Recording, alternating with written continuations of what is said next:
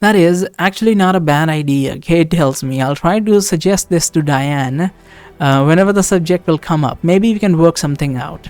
She pauses for a brief few moments before continuing. Thank you, she tells me after a while. This conversation with you ended up helping me more than I thought it would. I know that I can be a little hard to deal with a lot of the time, but I wanted to tell you that I appreciate you sticking by me and remaining my friend despite that fact. Hey, there is no need to sell yourself short, I say. You also helped me out when I really needed it, remember? You're the one who gave me the idea to try to modify my stat device to extract his energy directly from the magical plane with the help of the Magium. And it's largely because of your advice that I've been able to keep going even in the toughest of time. Don't think I'll ever forget that. I'm glad I could help, Kate tells me with a faint but genuine smile. Hey Barry, I hear Darren shouting from a distance. Are you ready for our night shift? Yeah, I'll be right there, I shout back at him. Alright, Darren says loudly.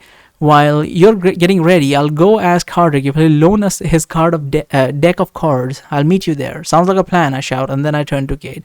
Sorry, gotta go. I tell her. No problem, Kate says. I'll just finish my training and go to sleep. It's getting late. Okay, good night then, I say. See you tomorrow. Good night, Kate says, and then she resumes her training, this time conjuring her icicles correctly. I leave the area in which Kate was practicing her aiming. I begin to head towards the place where Darren and I agreed we would be keeping watch from tonight. On my way there, I passed by Diane, who was apparently still in discussion with Araka ever since she was done helping me with testing my spell. Now to think about it, I may have seen her talking with Araka once or twice before. For some reason, they seem to be getting along quite well. I wonder if there's something I'm missing here. Oh, so yeah, that was a thing that I did have in the back of my mind, but I had no way, like, I didn't voice it because I was like, that's kind of sounds weird when I say it, but it seems like Araka could use her to escape. She could. Also, I just remembered, I don't think Araka could take over our body without killing us. She could not fuse with our character. I mentioned that maybe she'll fuse with us, but highly unlikely because our... The reason why I said that she couldn't possibly take over our body without killing us is because on the ethereal plane, our box, our house or whatever, our mind house is really small. We can barely fit in there, so I don't think she would fit in there. And if she could, that would be either really erotic or really troubling. Can I ask you one question, Diane says to Araka as I've stopped in my tracks to listen to their conversation. What's it like in the magical plane? I keep hearing you talk about it. I don't really have any real-world examples to compare to it. It's a bit difficult to fill the gaps with just my imagination. Araka says. You're ethereal, right? Well, the magical plane actually feels pretty similar to the ether on the ethereal plane. Except instead of endless plane of light, it's an endless plane of magical energy, if that makes any sense to you. I'm not sure if I can explain it any more clearly than this to someone who hasn't actually experienced it. No, that's actually a really good explanation, Diane says. I'm glad we had this talk. Anyway, it's getting late, so I think I'll be signing off for the night. Yes, certainly, Araka says in an uncharacteristically pleasant tone. Just one last question. If you would be so kind, what color is the sky right now? The sky? Diane asks with a smile as she takes a look at the dark sky above. Why, it's bright pink, of course, just like any other day. What the hell does that mean? That is so creepy. What does that mean? That is so creepy because she's smiling the whole way through, just like any other day. She has been controlled. As I said, she has some suggestion or something put on her. My thanks, Araka tells her in the same pleasant voice as Diane takes a courteous bow and she goes towards her tent. So, I see you're really getting along with Diane, huh? I ask Araka as I now approach Flower and Luna. Oh yes, the girl is wonderful, Araka tells me. Did you know that I've been asking her the same question at the end of every conversation we have had, but she's been giving me the same answer, but the reaction of her aura is different each time? I'm not sure if I understand what that means, I tell her. She's using the same aura concealment technique that the king of the underground was using, Araka explains to me.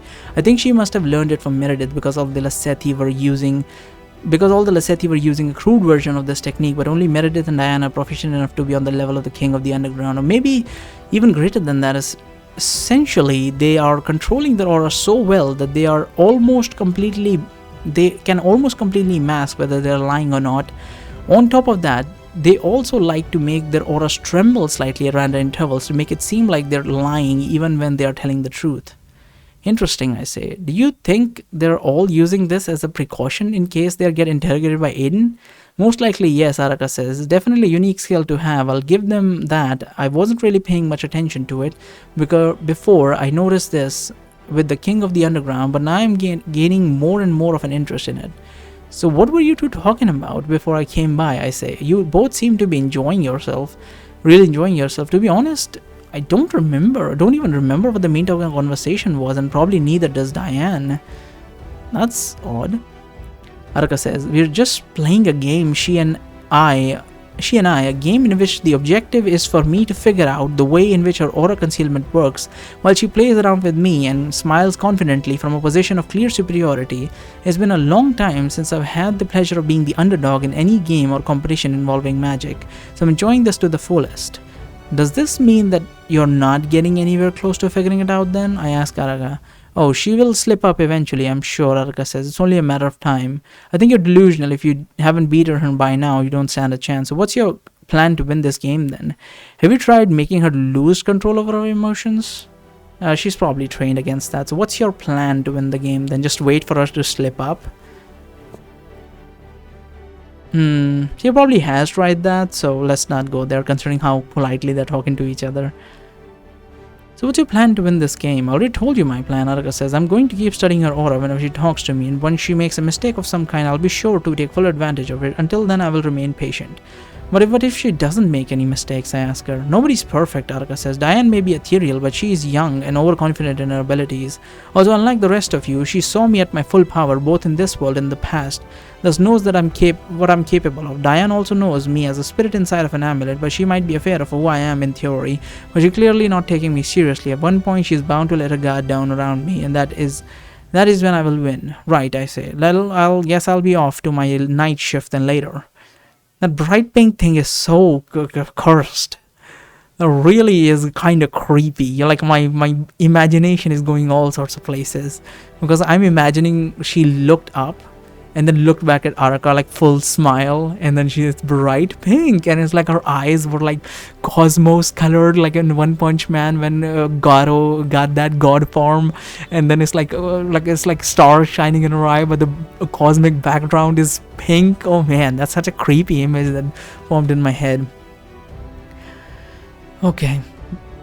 Right, I say. Well, I guess I'll be off to my night shift then later. Araka says. See you later, Barry, Flower tells me. I wave goodbye to Flower, then I go directly to the spot in the woods where Darren and I agreed to meet. We chose a place where we would be close enough to our camp to detect any incoming enemies with a magical sense, but also far enough from everyone to not wake them up with the sounds of our voices.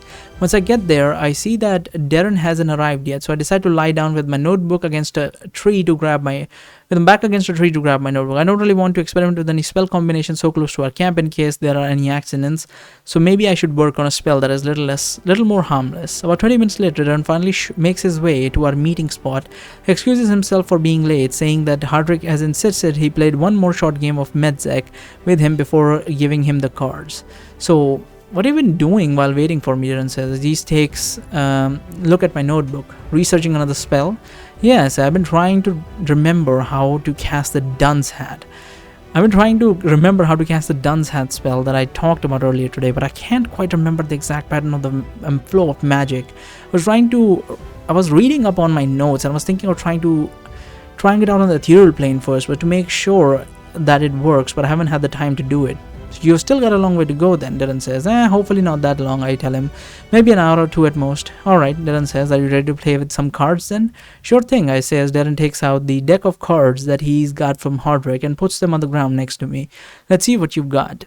For the next few hours or so, Darren and I played a few different card games from both our homelands while we exchanged some stories about our time before the tournament. Normally Darren would have been the one telling most of the story, would have been the one doing most of the storytelling, but this time he insisted on me telling some of my adventures as well, despite me warning him that any situation I have been in would sound boring compared to what he and Hardrick experienced throughout their lives. Once I'm done telling him a few of my stories, I couldn't help but notice that I managed to maintain his interest for much longer than I was expecting. He seemed to be paying close attention the whole time I was talking. Sometimes it even felt like he could barely wait any longer to hear the end of the story. Could it be that he actually enjoyed it?